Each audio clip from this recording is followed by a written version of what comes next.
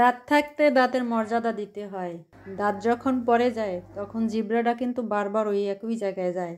তারপরে মনে হয় এখানে অন্য বিপরীতে কিছু করা যায় কিনা। তারপরে মানুষ কিন্তু তার বিপরীতে দাঁত লাগায় কিংবা খোলা রাখে। হ্যালো এভরিওয়ান, আসসালামু আলাইকুম। সবাই কেমন আছেন? তো আজকে আমি একটু গরুর মাংস রান্না করতেছি।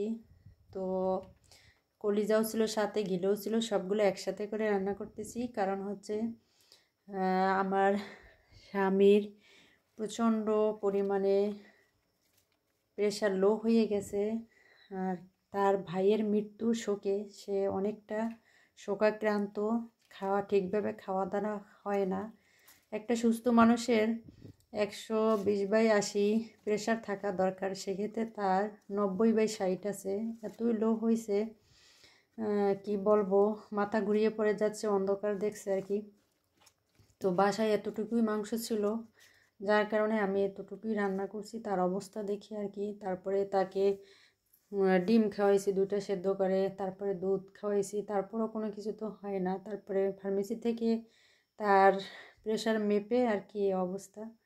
এরপরে আরও সাথে রান্না করতেছি চিংড়ি মাছ দিয়ে, কিন্তু মিষ্টি কুমড়া। আসলে আমরা প্রত্যেকটা মানুষই শোকাক্রান্ত, ভারাক্রান্ত, এবং পরিবারে এখনও শোকের মায়া কিন্তু কেউ কেটে উঠতে পারছে না। আত্মীয় স্বজন থেকে শুরু করে সবারই প্রত্যেকটা মুহূর্তেই তার জন্য কিন্তু হৃদয় ছেড়ে যাচ্ছে, মন পুড়ে যাচ্ছে আর কি, এরকমের অবস্থা।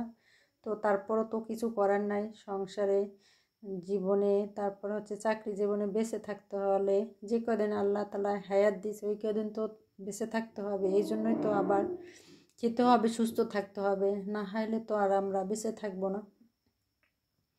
তা আল্লাহ আমাদের আবার কখন ডাক দেয় জানি না সেটাও। তো আসলে প্রত্যেকটা মানুষেরই কিন্তু মরা লাগবে, কেউ কিন্তু মাথা বানাইয়া দুনিয়াতে থাকবে না। এই যে মন্ত্রীগণ, রাজাগণ, মিনিস্টারগণ, বড় বড় যে আলেম আউলিয়া, আসলে সবাইকেই কিন্তু একবারে মৃত্যুর কাছে হেরে যেতে হয়। আসলে এত মানুষ দেখেন সুখ আরামায়েশ করে, বিলাসিতা করে, বহুতল বাড়ি ভবন কত কিছু করে, আসলে কিছুই না। এটা একটা নিছক জীবনের সাথে আমরা কিন্তু বেঁচে আছি আর কি। তো এক সময় আমাদের ওই উপরের জন্য সব কিছুই আমাদের আমল নামা ভারী করে যেতে হবে। আসলে যে যতটুকু পূর্ণ করে যাবেন ওইখানে যাই আমরা ততটাই সুখে থাকবো কিন্তু। আর যদি আমরা কিছুই না নিয়ে যেতে পারি তাহলে একটা উদাহরণ দেয়, ঘর শূন্যর মতো থাকবো। যেমন হচ্ছে আপনার তালা ছাড়া যেমন চাবি ছাড়া যেমন ঘরে ঢোকা যায় না, তেমনি ঠিক আমরা যদি এই পরিতে ভালো কাজ না করি, নামাজ রোজা না করি, তাহলে কিন্তু আমরা পরকালে যাইয়াও কিন্তু ওই ঘরের চারধারে ঘোরাফেরা করব, কিন্তু ঘরে ঢুকতে পারবো না। তার মানে হচ্ছে জান্নাতে যেতে পারবো না। আসলে দুনিয়াটা কিছুই না, ভোগ বিলাসিতার মধ্যে আমরা মত্ত আছি, মেতে আছি। তো আসলে এগুলা বাদ দিয়ে আমরা আল্লাহর জন্য কিছু কাজ করে যাই। সবাইকে অনুরোধ করছি, সবাই যার যার মতো করে আমল করেন, আখলাক ভালো চরিত্র ব্যবহার নিয়ে যান, এটাই আপনার পরকালের সঙ্গী হবে।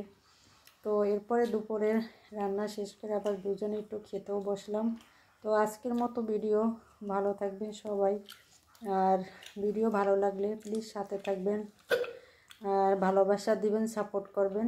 তো খাওয়া দাওয়া শেষ করে আপনাদের কাছ থেকে কিন্তু আবার বিদায়ও নিচ্ছি। ভালো